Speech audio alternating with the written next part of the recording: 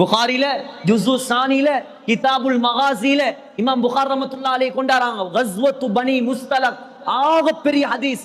ஆயிஷா அம்மாவை இட்டு கட்டின ஹதீஸ். மாச கணக்குல வகி இறங்குது இல்ல, மதீனாவே தலகுலா பிறழுது. ஸல்லல்லாஹு அலைஹி வஸல்லம் அழுகுறாங்க. கடைசியில அல்லாஹ் குர்ஆனை இறக்கி ஆயிஷா நாயகியை பரிசுத்தப்படுத்தினான். கடைசியில அந்த பொறாமக்காரனுடைய நிலைமை, அவன் நரகவாதி அமௌத்தாய் அப்துல்லா இப்னு உபை இப்னு சலூல். ஆகையால பொறாமப்படப்படாது. இந்த சூறாவுடைய சுருக்கம் என்னன்னு சொன்னா, எங்கட வாழ்க்கையில எங்களுக்கு நாங்க பாதுகாப்பு தேடணும். குறிப்பாக இரவு. ரெண்டாவது என்னது? முதலாவது இரவு, ரெண்டாவது சூனியக்காரிகள், மூணாவது பொறாமை.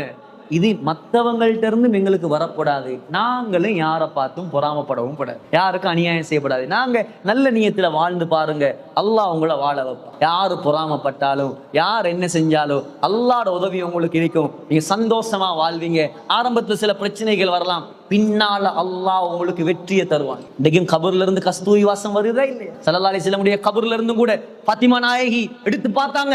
மாதா அலா மன் ஷம்ம துர்பத அஹ்மதா அல்லா யஷும்ம மத ஸமானி கவாலியா சொன்னாங்க. ஸல்லல்லாஹு அலைஹி வஸல்லம் உடைய கபர் மண்ணை யார் மோந்து பார்ப்பாரோ அவர் மௌத்து வரைக்கும் வேற எந்த பெருமதியான அத்தரையும் ஓர தேவை.